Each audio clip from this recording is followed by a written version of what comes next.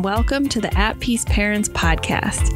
I'm Casey, and I'm here to empower you in your decision-making as a parent of a demand-avoidant child. My goal is to share insights that will generate aha moments and support your connection with your child. I'm a mom of two amazing little boys, one of whom is PDA, and I've worked with hundreds of parents just like you to teach them how to lead their child out of burnout and find the clarity, peace, and sense of community they need. Grief is a large part of this process, and it's, something that is not always recognized within ourselves or within our partners. And it can also be scary to talk about it when your child is fine, right, to the outside world, and they have all their limbs, they don't have a visible disability, and in many ways are high functioning according to what society calls them. And so I'm sure a lot of you have doubted yourselves and kept your feelings in about the real grief that you experience when you realize and start to process that your child has a disability. In this case, our children have a nervous system disability, right? And other people are looking at sort of the autism and they're saying, oh, well, he talks or she talks and they make eye contact, they'll be fine, right? And so what I would say to that is just remembering, yes, our children have differences as autistic individuals, but what disables them is actually the nervous system. And, as parents, a lot of us doubt ourselves, especially mothers, and that's normal because we've gotten feedback that has sort of made it seem not like it's not that big of a deal or like it's something that we were doing wrong. So part of what you're going through in this process is seeing all of these other families who are in similar situations. We're working through the modules and you're realizing it is a disability, right? And there are things about it that we can't change, namely the fact that our child's nervous system activates anytime their brain perceives a boundary, a limit, a no, a loss of autonomy, or a loss of equality, right? That is really hard to wrap your mind around because it poses a lot of limitations, not just for your child, but also for your family and the lifestyle and the family dynamics that you expected, right? So there's grief, and every parent I've worked with has experienced this. I have also experienced this. There's that initial phase of denial. I remember denying that there was anything wrong, anything different about my son that wasn't under his control. I remember joking about with my husband just this last week of my son running into a wall and hurting himself, and me being remember when you argued with me that Cooper had sensory processing disorder? Because he would just run into walls. This fall, he broke his collarbone and two ribs, running smack into a wall at his Montessori. But before, we were bargaining, denying, and then bargaining just on that small thing of no, he can't have sensory differences, right? And so it takes time, right? We go in the denial phase. There's often a disconnect between parents. It's usually the lead parent, lead caregiver who comes to terms with it first, and the partner, co-parent, often the dad. Sorry, dads, but they often stay in denial longer because they're not the ones spending all the time with the child. And then you move into a period of bargaining, right? Which is I can fix this.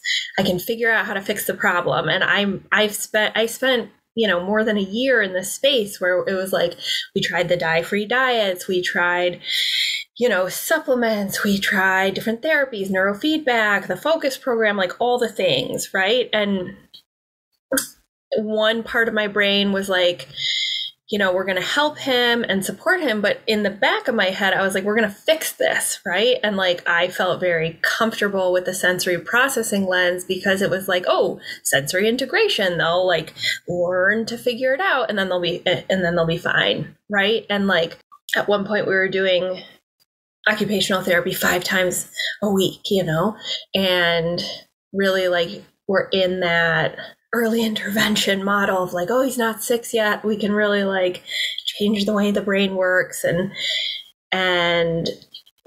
make things better. And, to a degree, things did help. But what has always remained, regardless of how many supports we have, whether we have extra caregivers, the service dog, all of it, there's still PDA as a neurotype and a nervous system disability. And then the next phase is like rage and depression, right? And this is the space that I call my trauma cave. Like when I was definitely not coaching and I was definitely not on social media. And, part of what helped me come out of it was some writing, getting caregiving support, finding another group of moms here in Michigan, and like starting the podcast. But I was so angry at the world and my lot in life. Like I could barely even speak to people that I used to spend a lot of time with. Right. And like, there was a pruning element of like, I have to reorganize my energy if this is going to be sustainable. Right. And I can't live my life in the way that I used to. But there's this rage, right, of like, this is so fucking unfair. And what did I do to deserve this? And victim, the feeling of victimhood, which I want to name and validate. It's okay if you're still there. The reason I'm naming these phases is because you will move through them, right? And then on the other side of that is there's still loss, but there's acceptance, right? And when we finally accept, this is part of my experience as a human on this planet, and this is part of my parenting journey, and this is part of my child's human experience, and I can never change that. I can support them, and I can still have faith for growth and learning to manage the disability, but the disability itself is not going to go away. And that is an excruciating journey, right? And you need to not do it alone if you can, right? Like finding support from like-minded people, reaching out on, I found my group of moms, the first one who I did the podcast with, I found from posting on the Tilt Parenting Facebook group, right? About a service dog. And that's how she found me. But really like finding safe spaces, finding therapeutic spaces for yourself, and really like giving some time and space to processing, right? And then once you start to accept like, okay, this isn't going to change, like space opens up, not just in like your heart and your psyche, but also in your life, where it's like, okay, I'm not going to continue to hit my head against the wall trying to make X work. When you stop doing that, you have energy and space to see things that are there for you that you didn't realize, right? Like people, caregivers, opportunities, things that you never imagined because you were going on a certain trajectory. Okay, so that's the first thing I will say. Like you will get to acceptance and you will toggle back and forth sometimes, like I did this Father's Day weekend, which was a shit show.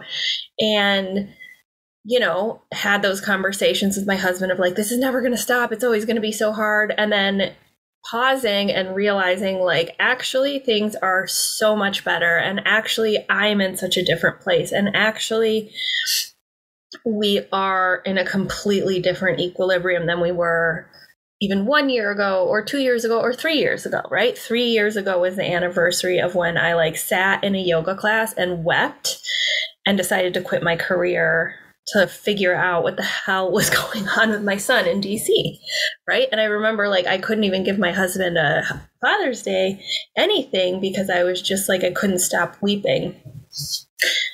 It was terrible, right? But not only has my son slowly gotten to a much better place, we've gotten to a much better place of understanding him and ourselves, and how to craft a life that supports not just him, but also us in that space, right? And that takes a lot of deliberate decision making and recognition of the trade-offs and cost-benefit analysis. And if we don't fully accept our lived reality, we can't make informed decisions. The next thing I would say is like, I really don't like that everything happens for a reason at all. If you do, that's great. If it serves you, awesome. But like, that can feel like, you know, it's a cosmic punishment, or like you need to have this lesson or whatever. My viewpoint is like, not necessarily that it happened for a reason, but we can make meaning and find opportunity in difficult circumstances. So that's different than like, you deserve this because X happened, right? It's more, you know, given that this is how it is, what is the opportunity that I can find in it, right? And I think there can be an opportunity to understand yourself better, to take care of yourself better, to set boundaries, to understand your family history, your childhood, your own neurotype. And that's painful too. And there's grief there too. This is like a process. And, you know, I know what you want to hear is like, do the kids get better? And yeah, if you accommodate them, they will, but PDA doesn't go away. And so there is that balance of like you learning to craft a life that supports it, for you cultivating a different mindset and acceptance with time and patience and compassion for yourself. And then also the fact that like with accommodations, their nervous system will be less activated and there's more space for resilience and growth. Where everything lands is going to be unique to each family. And I just want to emphasize, like, and people may disagree with this perspective, but my perspective is, and the reason I started this practice and business is, like, we can't help autistic children or PDA children if the parents are burning out and ending up hospitalized, which is something I've seen. So, you know, when we talk about nonviolence, when we talk about compassion, when we talk about non-reactivity, at least from the Buddhist perspective, it has to start with self, right? So like stopping to beat yourself up and finding freedom in the fact that, like, given that your child has a disability, means you didn't cause any of this, and it's not your child's fault either, right? And there's freedom in that, just like letting go of whatever narratives you've created and allowing yourself to have compassion about who you are as a mother or father, who you are in your identity, and like really seeing that, like, first, we have to be nonviolent towards self in order to offer nonviolence to our children. And same thing with like non-reactivity. And of course, it's a practice. And like, I have the narratives in the back of my head too of like, this morning, like I lost my patience after an hour and a half of like trying to keep the kids from killing each other. And,